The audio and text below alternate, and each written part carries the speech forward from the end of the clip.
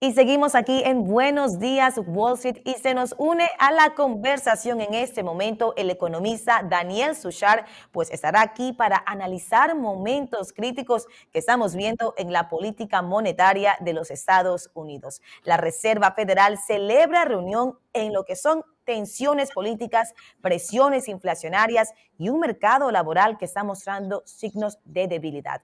También estaremos revisando reportes que marcarán la semana y los avances recientes en esas conversaciones entre Estados Unidos y China. Así que, bienvenido una vez más, Daniel. Arranquemos lo que es esta conversación. Hola, Vane, buenos días para ti, por supuesto para Alejandro y por supuesto para todos los que nos sintonizan a esta hora del día. Y bueno, y para mí siempre es un placer estar acá, lo que llamamos también una casa. Así que muchas gracias por la invitación. Claro que sí, Daniel, esta es tu casa y mira que el día de hoy es un buen día para que podamos tener esta conversación porque como tú lo sabes, esta semana la atención está puesta sobre la Reserva Federal. ¿Realmente podemos esperar ese recorte en las tasas de que sí llegará y de cuánto podrá ser? Porque incluso han hablado algunos analistas que será del 0.25% y algunos del 0.5%. Una de las cosas que está sucediendo, Alejandro Ivane, es que estamos viendo síntomas de ralentización en algunos lugares del mundo. Eso quiere decir que las velocidades de crecimiento siguen estando positivas, pero no a la velocidad que todo el mundo quisiera. Recordemos que a lo largo del 2025 hemos tenido mucha incertidumbre con el tema de los aranceles, ¿no? Desde el punto de vista de Estados Unidos, que ha hecho que muchos países hayan tenido que tomar ese etiquete para poder, ver, por supuesto, ir a negociar el tema de esa transacción comercial entre Estados Unidos y el país de origen. En este caso puede ser el bloque europeo, puede ser China, o puede ser muchos países de Latinoamérica. Entonces, ¿qué tiene que ver la Reserva Federal de los Estados Unidos acá? Bueno, que esta reserva, que es como el Banco Central justamente del país, ha mantenido las tasas de intereses bastante altas, haciendo de que la política monetaria sea restrictiva. Eso quiere decir que las tasas de interés, al ser altas, la gente no se anima a agarrar créditos, entonces eso paraliza o va frenando las inversiones y por ende también el crecimiento del Producto Interno Bruto de los países. Entonces, ¿qué es lo que sucede? Que acá hay una incertidumbre o vamos a decir una disyuntiva. Tenemos una inflación que ha estado todavía cercano al 2,4 al 2,6% en Estados Unidos y que la Reserva Federal sigue diciendo y se ha aferrado ahí de que ella no quiere bajar la tasa de política monetaria porque sigue habiendo una tasa de inflación alta.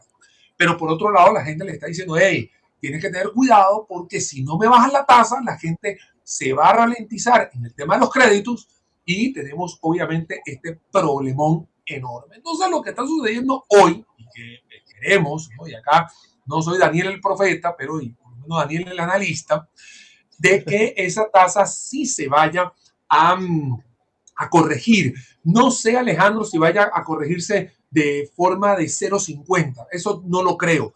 Me parece que el 0,25 es el camino que se va a tomar y es el camino correcto de enviar un mensaje, porque una de las cosas que ha sucedido en los últimos 2 días es que la Reserva Federal ha mencionado, entre líneas, que ella tiene la intención de hacer 2 correcciones antes del 2026. Entonces podríamos estar a las puertas, obviamente en el día de hoy, en unas horas, de un 0,25 primero y luego otro 0,25 más adelante, posiblemente en octubre o noviembre.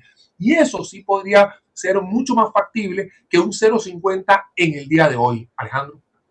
Qué bien, qué bien. Incluso sí, era lo que te iba a comentar, porque quedan 2 reuniones en este año. De hecho, la de octubre 29 y la última en diciembre 10. Así es que vamos a estar muy pendientes de esas fechas, porque igual, si no hay un descuento mayor a 25 puntos básicos, tenemos esa oportunidad en 2 ocasiones más para que se puedan ejecutar nuevamente.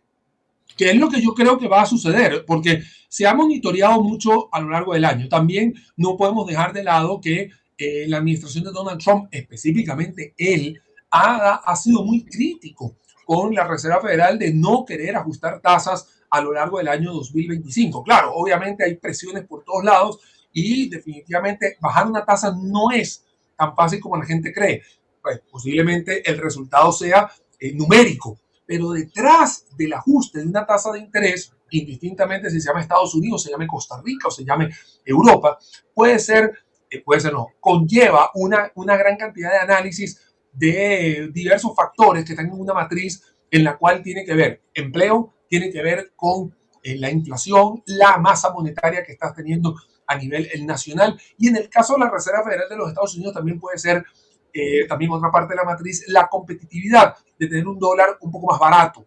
Entonces acá donde también se juntan muchas cosas, porque al tener un dólar más barato también propicias las exportaciones desde los Estados Unidos. Y es ahí también un punto clave que ha dicho el gobierno de los Estados Unidos que también quiere impulsar. Entonces, no es tan fácil como a veces la gente podría estar creyendo que es, déjame ver cómo me levanto hoy y rebajo un poco. No, no, es que hay una gran cantidad de decisiones que ese 0.25 conlleva millones de dólares. Así es, Daniel, qué presión sobre Jerome Powell y sobre la Reserva Federal, porque si no hacen recorte, entonces va a haber una ralentización. Pero si hay recorte, ¿será que está echándole gasolina a un fuego que ya hay? Lo cierto es que te hago una pregunta. En caso de que la Reserva Federal recorte o decida mantener las tasas, ¿qué impacto inmediato podríamos ver en los mercados financieros y también en el costo del crédito para consumidores y para empresas?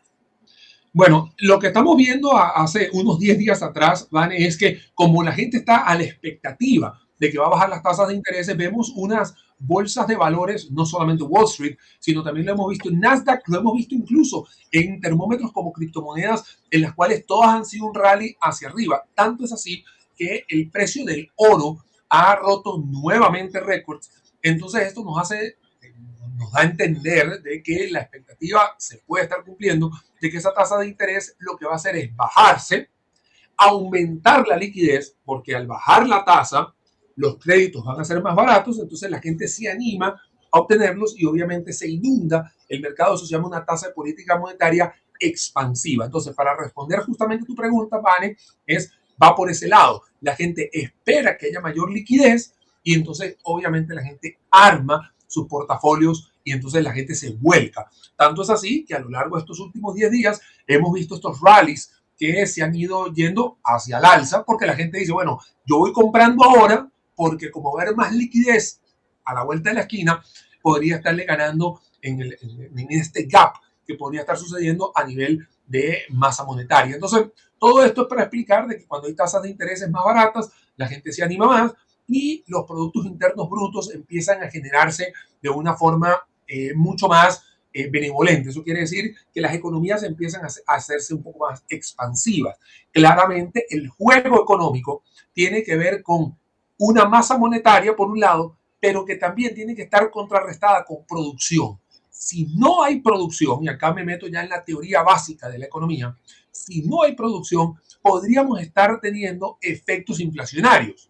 Eso quiere decir que si tengo mucha masa monetaria, pero la misma producción, los bienes empiezan a costar más y entonces al final no hicimos nada. Más bien lo que hicimos fue hacer un desorden macroeconómico. Entonces, las apuestas que se deben de dar acá es bajamos la tasa para que la gente pueda apalancarse o financiarse, pero financiamiento que sea productivo. Si eso se da, definitivamente el 2026, ya 2025 no, porque ya las cartas están echadas, pero 2026 sería mucho más benevolente e incluso las perspectivas económicas del planeta, no solamente de Estados Unidos, sino del planeta, podrían acomodarse hacia el alza. Qué bien, incluso hablando sobre la Reserva Federal, más allá de esa decisión que tome el día de hoy, ¿hay algún otro reporte económico durante esta semana que sea clave, que tú veas que es importante para entender la dirección de la economía estadounidense? Bueno, Ale, es muy importante saber de que las mediciones que se hacen en Estados Unidos de empleo y de inflación, es que volvemos a la misma matriz de hace unos minutos atrás, son importantes para poder tomar esa decisión a nivel de tasas de interés. En el caso de la inflación, lo que me muestra es justamente esa masa monetaria de cómo se está llevando. En el caso de los Estados Unidos, recordemos que es un país tan grande que prácticamente tiene 50 mini países dentro de ella y que cada uno de esas regiones o de esos estados tiene vamos a decir, una inflación diferente. Pero a nivel global, obviamente la tasa de interés se va a impactar porque es la tasa de referencia. Y en el caso del empleo, si no se generan los empleos a la velocidad que todo el mundo quisiera tener, definitivamente nos da a entender de que la gente no se está apalancando para hacer producción y si se estaría apalancando simplemente por un tema financiero. Entonces acá son los dos termómetros que siempre hay que estar velando. Claramente uno pudiera abrir el abanico de opciones, hay que ver cómo están las exportaciones de los Estados Unidos para ver si son más o menos competitivas, cómo está la balanza comercial, a ver si estamos trayendo más, a ver si en el tema de los aranceles que se están, bueno, que se han ido discutiendo a lo largo de este año, también es importante ver cómo están esas relaciones. Y no podemos perder de foco vamos a decir, esta moción que se hizo para quitar los aranceles, desde el cual la administración de Donald Trump tiene hasta el 9 de octubre, si no me equivoco, por favor me corrigen Vane y Alejandro, para poder contrarrestar eso, porque si de repente se quitan los aranceles, vamos a decir que está ese escenario, acá volvería a tenerse otro panorama totalmente diferente con lo que podría ser hoy las tasas de interés. Para mí, indistintamente si hay o no hay un camino de quitar los aranceles o que se eche para atrás justamente esta directriz de Donald Trump, para mí una baja de tasas de interés siempre es el camino a seguir, porque definitivamente desde que 1960, 1950, desde que se empezaron a hacer las dinámicas de créditos y de fondeo, siempre se ha dicho y siempre se ha demostrado que cuando tienes tasas de interés mucho más bajas, la gente se vuelca a invertir más. Y es ahí un poco lo que uno debería estar tomando en consideración en todo esto, Alejandro. Excelente. Ya el esperar y ver, yo creo que llegó el momento, ya vimos los datos recientes y definitivamente se espera ese recorte. Ahora, Daniel, hemos visto movimientos políticos que están tocando directamente a la Reserva Federal, como la llegada ya de Stephen Miran al directorio y esa presión que hemos visto también sobre otros gobernadores. Cuéntanos, ¿cuánto puede influir la política en lo que es la independencia de la Reserva Federal, sobre todo en ese momento tan sensible? Vane, ve, yo tengo una ideología de pensamiento en el cual me encanta que los bancos centrales sean lo más independientes posible de un gobierno. Pero, ojo el pero, ¿no? Pero que no sean ajenos a lo que el país necesita. O sea, una cosa es un gobernante que puede estar obviamente haciendo sus políticas macroeconómicas, sus políticas microeconómicas, sus políticas de seguridad y obviamente todo lo que conlleva el poder ejecutivo en un país. Y el Banco Central no puede estar ajeno a las cosas que están sucediendo o a los resultados que se están viendo. Entonces, si bien es cierto, usted puede colocar dentro de ese member of board o lo que se llama una junta directiva para poder tomar decisiones justamente en la vía de las tasas de interés, no es colocando a toda su gente para hacerle una red carpet, una alfombra roja al presidente de turno. Y ahí es donde yo sí me separo completamente de que debería existir siempre una independencia, pero no debería existir un divorcio entre lo que está sucediendo y las decisiones que tiene que tomar la Reserva Federal de los Estados Unidos, porque justamente la Reserva Federal de los Estados Unidos, o estas personas, también viven en Estados Unidos. Entonces, no es tener un egocentrismo, no sé si me explico bien, no, es que como yo soy el que maneja la política monetaria, entonces yo soy el que manda. No, más bien lo que hay que hacer es monitorear claramente qué está sucediendo, cómo hacer para que mi política monetaria favorezca a la población sin tener ningún tipo de desorden macroeconómico. Eso es lo que me parece a mí, bueno, esa es la ideología de pensamiento mía. Y me ha demostrado también a lo largo de la historia, justamente cuando los bancos centrales están separados de la política, que las cosas pueden funcionar si no hay un divorcio entre ellos. No estoy diciendo que tienen que estar siempre alineados, pero sí tienen que estar muy claros en lo que está sucediendo. Por eso hablo de que si hoy la Reserva Federal de los Estados Unidos rebaja un 0,25 para estimular un crecimiento de la economía, en este caso estadounidense, que eso también va a conllevar una mejora para todos los que son socios comerciales, definitivamente eso es la razón de ser de un banco central desde el punto de vista de estimulación económica a base de una tasa de política monetaria expansiva. Que pongan a una persona o pongan a tres, definitivamente para mí no debería estar jugando un papel de yes sir. No, es que pongan una persona o pongan varias que puedan hacer esa matriz y que salgan ganando todos en Estados Unidos, no tanto por la bandera que esté liderando justamente el país en un momento determinado. Daniel, ¿tú crees entonces que ya debió haber un recorte de tasas en este año? La respuesta es un rotundo sí. Y acá me parece a mí que la tasa de política monetaria de la Reserva Federal ya ha estado muy alta para lo que hemos visto a lo largo de este año 2025 y me parece a mí, y digamos, he utilizado mis redes sociales para mencionar que esa tasa se debería haber corregido por lo menos hace unos 4 meses atrás. A ver, uno entiende de que existen algunos factores como la inflación, que es prácticamente el indicador de referencia más cercano a la decisión de las tasas de interés. Pero también debe haber otros tipos de estímulos que puedan hacer de que el Banco Central de un país pueda recortar las tasas. Y como acabo de mencionar en la intervención anterior, cuando usted tiene menos pago financiero, o sea, que usted tiene una menor tasa de interés, una menor cuota en los créditos del carro, crédito de la casa, usted se anima a tener más dinero en el bolsillo y consume más. Entonces es ahí donde yo veo que ha sido vamos a decir, una decisión tardía de parte de la Reserva Federal de tener unas tasas de intereses tan altas. Veamos el otro lado del océano. El Banco Central Europeo a lo largo de este año ha bajado las tasas y de hecho él se ha ido en una dirección correcta para afrontar toda esta turbulencia que ha habido.